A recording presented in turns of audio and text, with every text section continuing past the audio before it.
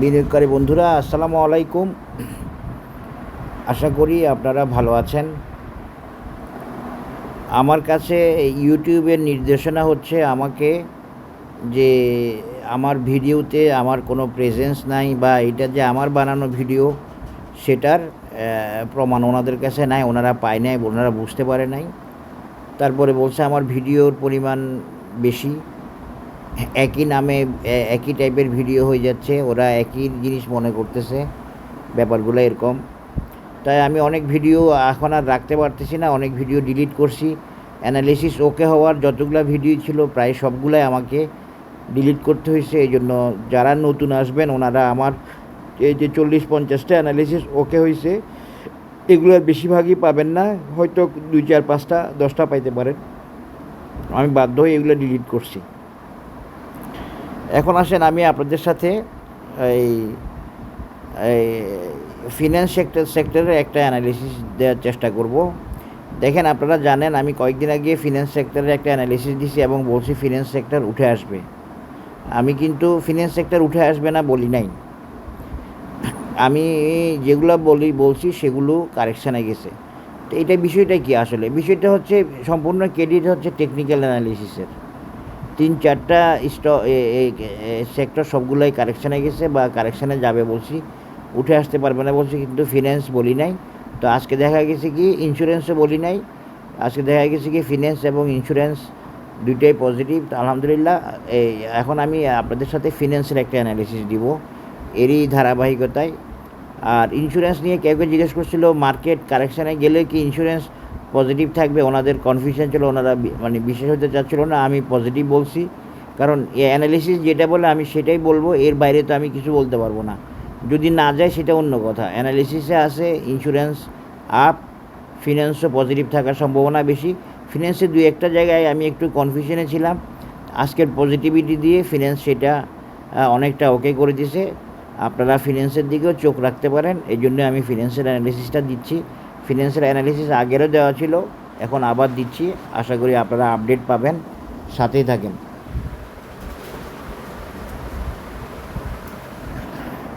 আমার অ্যানালিসিস কাউকে প্ররোচনা বা প্রলুব্ধ করার জন্য না, সম্পূর্ণরূপে টেকনিক্যাল বেসড একটা গাইডলাইন বা সাজেশন বা রোডম্যাপ, যাতে করে আপনারা বিনিয়োগ সিদ্ধান্ত নিতে পারেন।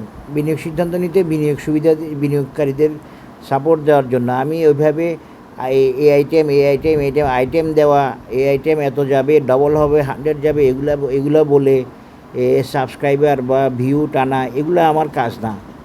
সাবস্ক্রাইবার আমার কাজ, যদি আমার অ্যানালিসিস যদি ভালো হয় আপনারা শেয়ার করবেন, সাবস্ক্রাইব করবেন, এটা আমার এমনি আমি আশা করি এবং আমি আপনাদের কাছে এটাই চাই। আর সাবস্ক্রাইবার না বাড়লেও যে আমার ভিডিও দিব না এমন তো না। এতটুকু বিশ্বাস আছে, আমি যদি আমার অ্যানালিসিস ভালো লাগলে আপনারা শেয়ার করবেন এবং সাবস্ক্রাইব করবেন। আসেন এখন ইউটিউবকেও একটা আনসার দেওয়া হবে, এই আর কি। এখন আসেন ফিন্যান্সের অ্যানালিসিসে চলে যায়। আপনারা আমি যে ফিন্যান্সগুলো সাজেস্ট করছি তার মধ্যে একটা বেশ ভালো করে ফেললো অলরেডি আইপিডিসি, বাকিরাও ভালো করবে।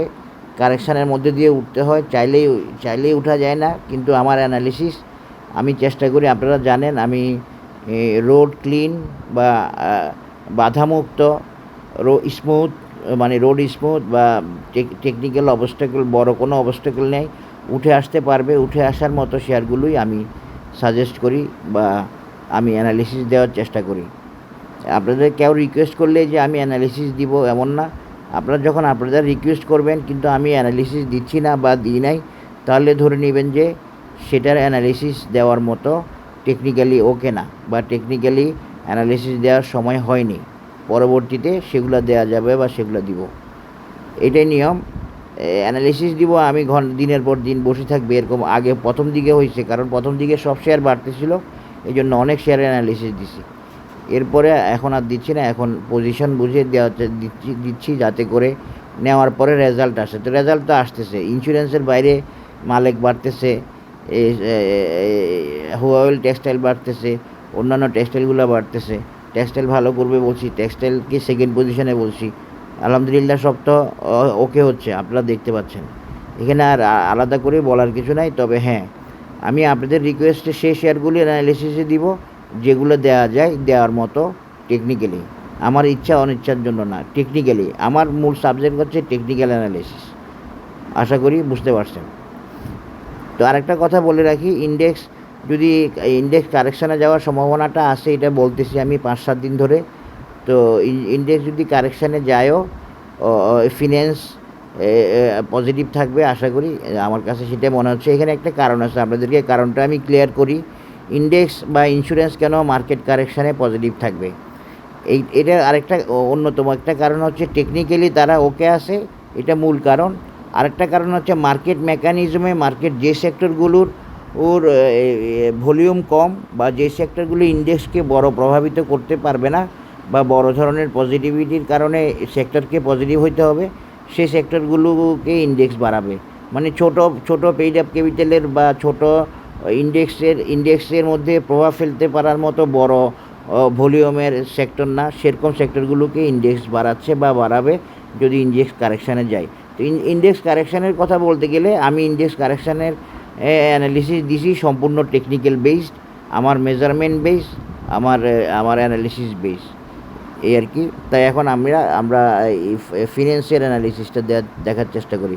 ফিন্যান্স দেখেন, বুলিশ ফিন্যান্স নিয়ে আমি পজিটিভই ছিলাম, তবে একটা জায়গায় একটু বাধা আছে, এরকম একটা কমেন্ট করছি আমি।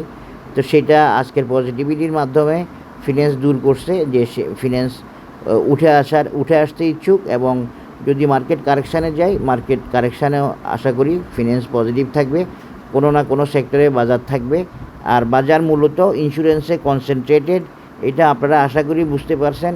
আজকের জন্য না, শুধু বেশ কয়েকদিন ইন্স্যুরেন্স কোনো তার পজিশন হারায় না, সে পজিটিভলি উঠেই আসতেছে, কিন্তু অন্যান্য সেক্টর উঠে আসতে পারে না এবং কারেকশানে চলে গেছে। তো এইটা কনসেন্ট্রেশন। বাজার যখন ডাউনে থাকে, বাজার যখন কারেকশানে থাকে, তখন দেখা গেছে কি ইন্স্যুরেন্স পজিটিভ, ইন্স্যুরেন্সের গতিতে ছিল এবং ইন্স্যুরেন্সকে বাজার পজিটিভ রাখছে। এইটাই বাজারের ইন্স্যুরেন্সের উপরে কনসেন্ট্রেশন। একটা আইটেম বা দুইটা আইটেমের উপরে কনসেন্ট্রেটেড মার্কেট হলে সেটা ভালো, দুইটা সেক্টরের উপরে কনসেন্ট্রেটেড মার্কেট হতে পারে, সেটা হলে ভালো। একসাথে বাজারের আগের রুলস ছিল, ট্রেন্ড ছিল, একসাথে সব সেক্টরকে নিয়ে বাজার প্লে করে না। কারণ কি, দুই একটা সেক্টর নিয়ে যখন একসাথে প্লে করবে, ওই সেক্টরকে বাজার কনসেন্ট্রেটেড করবে এবং সেই সেক্টরে সবাই বিনিয়োগে চলে যাবে, সেই সেক্টর নিয়ে ট্রেড হবে। তারপর আরেক সেক্টর, অতীতে আমরা এরকম দেখছি, টেক্সটাইল নিয়ে হয়েছে, ব্যাংক নিয়ে হয়েছে, ইন্স্যুরেন্স নিয়ে হয়েছে। আগেরবারও ইন্স্যুরেন্স নিয়ে হয়েছে যখন, তখন বাজার কারেকশানে ছিল, ইন্স্যুরেন্স লো পেইড আপ ছোটো সেক্টর হিসেবে ইন্স্যুরেন্স কারেকশানের সময় মুভ করছে। তো এইটা আমি আশা করতেছিলাম এবং কনসেন্ট্রেশনের কথা বলছিলাম কিছু, কিন্তু বাজার এমন বুদ্ধি দিয়ে বাজার পুরো ডিল করছে, অনেক শেয়ারকে প্রাইস দিছে, কিন্তু বেশিরভাগ শেয়ার টার্গেটে গেছে কম। এইটা একটা বাজারের চালাকি। এবং কারণ ওই শেয়ারগুলো কেন যায় না, কারণ ওই শেয়ারগুলোর সেক্টরগুলো ওকে না। তো সেক্টর ওকে না হলেও সেক্টর সাপোর্ট দিবে না, সেক্টর যেতে পারবে না, সেক্টর মেনটেন করবে টেকনিক্যাল অ্যানালিসিস, সুতরাং ওই শেয়ারগুলো যেতে পারবে না। কিন্তু এই ফাঁকে বাজার একটা ব্যবসা করছে, বাজারের কাজ হচ্ছে ব্যবসা করা, বাজারের কাজ হচ্ছে ধরাই দেওয়া। আপনি ধরাই দেওয়া থেকে যদি সেভ হইতে পারেন, তাহলে আপনি গেইনার হবেন ইনশাল্লাহ। তবে আপনাকে সবচেয়ে বেশি চেষ্টা রাখতে হবে সেক্টরের সাথে থাকতে। সেক্টরের সাথে যদি থাকতে পারেন, আপনার সাফল্য কেউ আটকায় রাখতে পারবে না। আর একটা জিনিস মনে রাখবেন, বাজার 3 থেকে 4 বছর পর বাজার ভালো হচ্ছে। তো বাজার ভালো হচ্ছে বাজারের নিয়মে, বাজারের সিজনে, বাজারের অ্যানালিসিসে, এগুলো ওকে হয়ে গেছে বলে বাজার ভালো হচ্ছে, এবং বাজার আপনাকে 1-1.5 বছর ভালো একটা সাপোর্ট দিবে বলে আমরা আশা করি। তো সুতরাং এখন যার যে আইটেম আছে, সবার আইটেমই বাড়বে, যার সময়ে যার অ্যানালিসিস ওকে হওয়ার প্রেক্ষিতে। অ্যানালিসিস ওকে হওয়া ছাড়া কোনো শেয়ার বাড়তে পারবে না, কোনো সেক্টর বাড়তে পারবে না। আশা করি বুঝতে পারছেন। এখন আসেন ফিন্যান্স দেখেন, বুলিশ হয়ে গেছে, বাই সিগন্যাল আছে, ফিউচার ক্লাউড গ্রিন আছে, আপিস আছে, সবই ঠিক আছে। ফিন্যান্স সেক্টর ক্লাউডের উপরে, এমএসিডিও ফার্স্ট ক্লাস পজিশানে আছে। ফিন্যান্স আজকে সিগন্যাল দিয়ে দিল। আমি একটা বাধার কথা বলছিলাম, সেই বাধাটা আজকে পজিটিভিটির মাধ্যমে এই ফিন্যান্স দূর করছে বলে আমি আশা করতেছি। এই জন্য আজকে আবার ফিন্যান্সের অ্যানালিসিস দিচ্ছি। আর আমার সাজেস্টেড ফিন্যান্সগুলো সাজেস্টেডই থাকবে, ওকে থাকবে, এবং সেগুলো ওর অ্যানালিসিস আপনারা ফলো করবেন। আমাকে বারবার জিজ্ঞেস করবেন না এটা কী হবে, বা অ্যানালিসিস দেন। আপনারা সার্চ দেন না, আগে সার্চ দিবেন অ্যানালিসিস আছে কি না, আপনার প্রয়োজনীয় শেয়ারটার, তারপরে আপনি চাইবেন যে আমাকে অ্যানালিসিস দেন, যদি না পান না থাকে। যাই হোক, আজকে ফিনান্সের মুভমেন্ট আমাকে পজিটিভ করছে এবং আমি ফিনান্সের আজকে দিনটার ব্যাপারে আমি একটু নেগেটিভ ছিলাম। যদি আজকে নেগেটিভ হয় তাহলে ফিনান্স হয়তো পিছিয়ে আসবে। তাও ফিনান্স কিন্তু খুব ভালো পর্যায়ে নেয়। ফিনান্স আমি একটা রেজিস্ট্যান্স দেখাবো, সেই রেজিস্ট্যান্সের বেশি এখন আর হয়তো যেতে পারবে না।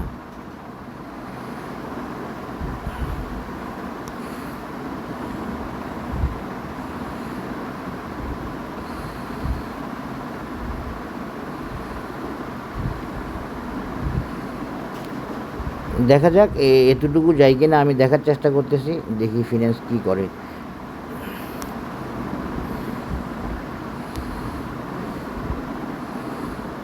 ও যে হ্যাঁ, আমি যেটা দেখাচ্ছি ওইটাই ওকে আছে।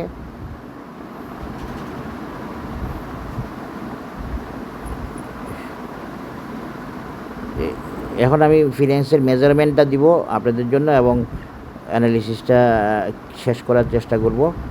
বেশি সময় লাগবে না। ফিনান্স মোটামুটিভাবে দেখা হয়ে গেছে। ফিনান্সেরও একটু বুলিশ মুভমেন্ট দরকার বা বুলিশ মোমেন্টাম দরকার। ফিনান্সের আমি দুইটা রেজিস্ট্যান্স দেখাবো আপনাদেরকে। আমি প্রথমে এইটা দেখাবো। এটা না দেখায় আমি পারতেছি না। এখন আমি আগের বার এটা দেখাইছিলাম খুব সম্ভবত, কিন্তু না, আমি এইটাই দেখাইছিলাম। হ্যাঁ, দুইটা রেজিস্ট্যান্স দেখাবো ফিনান্সের, এখানে একটা আর এখানে একটা।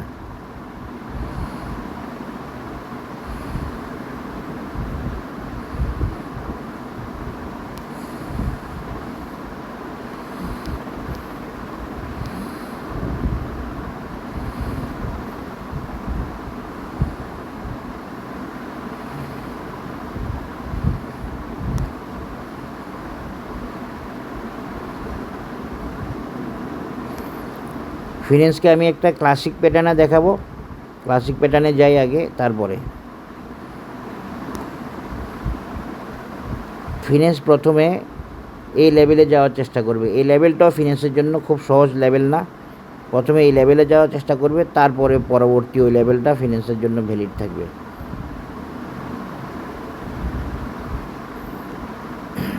দেখেন, আমি এখানে একটা ক্লাসিক প্যাটার্ন শেয়ার করব। আমি যে ক্লাসিক প্যাটার্নগুলো শেয়ার করতেছি, আপনারা এগুলোর ইউজ এখনও পান নাই কারো কাছে, আশা করি এখনও কেউ এগুলো ব্যাপারে অত বেশি ওয়াকিবহল হয় নাই, কারণ এগুলার আসলে কম প্র্যাকটিস আর কি, বা কম জানা। তো এখন আমি ইউজ করতেছি, সামনে আপনারা পাবেন, আস্তে আস্তে পারবে। এই ফিনান্সের একটা ক্লাসিক সি হর্স প্যাটার্ন দিয়ে একটা রেজিস্ট্যান্স হচ্ছে এখানে, এটা মনে রাখবেন। এই রেজিস্ট্যান্সে গিয়ে ফিনান্স কারেকশান হতে পারে। আর ফিনান্স যদি একদম টার্গেট ওরিয়েন্টেড হয়, ফিনান্স যদি খুব বুলিশ হয়, তাহলে ফিনান্স পরের রেজিস্ট্যান্সে যাবে। আমি আপাতত এই রেজিস্ট্যান্সটাকেই ভাইটাল এবং একটু প্রয়োজনীয় মনে করতেছি। এই রেজিস্ট্যান্সে যাওয়ার পরে আমি বলতে পারবো ইনশাল্লাহ যে ফিনান্স এর পরে এখানে যাবে কি না, ফিনান্স কি তার টেকনিক্যালি তার পথকে ক্লিয়ার করতে পারছে কি না, ব্যাপারটা এমন। পরের রেজিস্ট্যান্স হচ্ছে 19 লেভেলটা। 19 লেভেলটা হচ্ছে ফিনান্সের পরের রেজিস্ট্যান্স। আর এটা কত? এটা হচ্ছে 16.4 বা 16। তো 16টাও ভাইটাল, 16টারও ইম্পর্টেন্স আছে। 16টা আগে যেতে হবে ভালোভাবে, এবং 16টা যাবে ইনশাল্লাহ ফিনান্স। এতটুকু আশা করতে পারি আজকের পজিটিভিটির পর। তাহলে ফিনান্স এখান থেকে ক্লাসিক সি হর্স প্যাটার্ন দিয়ে প্রথমে যাবে 16, তারপরে রেজিস্ট্যান্স হচ্ছে উপরেরটা, তারপরেরটা এখনই আমি বলতে পারতেছি না, তবে এটার ব্যাপারে আশাবাদী আছি, এটার ব্যাপারে আশা করতেছি। দেখেন, ফিবোনাচি দিয়ে বরাবর মিলে গেছে। এগুলো হলো টেকনিক্যাল অ্যানালিসিস, এগুলো হলো মেজারমেন্ট। 1.618 16, এটা হচ্ছে ফিনান্সের আপাতত শর্ট টার্ম রেজিস্ট্যান্স। এটা কিন্তু একটা ভাইটাল রেজিস্ট্যান্স, যেহেতু ক্লাসিক সি হর্স প্যাটার্নের এক্স এবং ডি পয়েন্ট। এর আগে একটা রেজিস্ট্যান্স আছে, ফিনান্সকে এই রেজিস্ট্যান্সটা পার হইতে হবে। ফিনান্স কি এই রেজিস্ট্যান্সটা পার হয়েছে না? এখনও পার হয়নি। ফিনান্স যদি এই রেজিস্ট্যান্সটা পার হয়, তাহলে ফিনান্স 16-র দিকে যাবে। ক্লাসিক সি হর্স প্যাটার্ন দিয়ে দেখাচ্ছি। এরপরে ফিনান্সের টার্গেট হচ্ছে 19। এই 19 যাবে কি না এখনই বলতে পারবো না। এই যে এখানেও মিলে গেছে প্রায়। এই হলো ফিন্যান্সের মূল টার্গেট। এভাবে আমি দেখাই দিচ্ছি আপনাদেরকে। ফিন্যান্সের একটা টার্গেট হচ্ছে রেজিস্ট্যান্সে আছে এখন, এটা পার করলে ফিন্যান্স যাবে 16, এই 16 পার করলার পরে ফিন্যান্স যাবে 19। এই তিনটাই ফিন্যান্সের রেজিস্ট্যান্স। তবে এখানে প্রয়োজনীয় বা ভাইটাল রেজিস্ট্যান্স হচ্ছে এত। ফিন্যান্স এখানে গিয়ে কারেকশান হতে পারে, মোটামুটি একটা ভালো কারেকশান হতে পারে, আর নইলে এতটুকু পর্যন্ত যেতে পারে। তবে এতটুকু যাওয়ার পরে কারেকশান হওয়ার একটা সম্ভাবনা আছে বা থাকবে, এবং সেটা থাকবে কি থাকবে না এখানে যাওয়ার পরে টেকনিক্যালি সিগন্যাল দেখে, টেকনিক্যাল অ্যানালাইসিসের ইন্ডিকেটর, অসিলেটর পজিশন দেখে বলা যাবে বা বলার চেষ্টা করবো ইনশাল্লাহ। সব মিলিয়ে ফিন্যান্সের তিনটা রেজিস্ট্যান্স, প্রথম, দ্বিতীয় এবং তৃতীয়, তিনটাই দেখা দিলাম। এটা পার করলে এটা পার করে গেলে এটা পার করাটা একটু কঠিন হবে। 16 বেশি কঠিন হবে না, 16 পার করে ফেললে মোটামুটিভাবে 19 টার্গেটে আগাবে ফিন্যান্স। এই হলো ফিন্যান্সের সেক্টরের টেকনিক্যাল অ্যানালিসিস। আশা করি আপনারা বুঝতে পেরেছেন। টেকনিক্যাল অ্যানালিসিস শেখার চেষ্টা করবেন, বোঝার চেষ্টা করবেন। আর হচ্ছে ফিন্যান্সের আমার কিছু সাজেস্টেড আইটেম ছিল, ওই 5টা আইটেমই ভালো করবে। আশা করি অসুবিধা হবে না ইনশাল্লাহ। সবাই ভালো থাকবেন। ধন্যবাদ। আসসালামু আলাইকুম।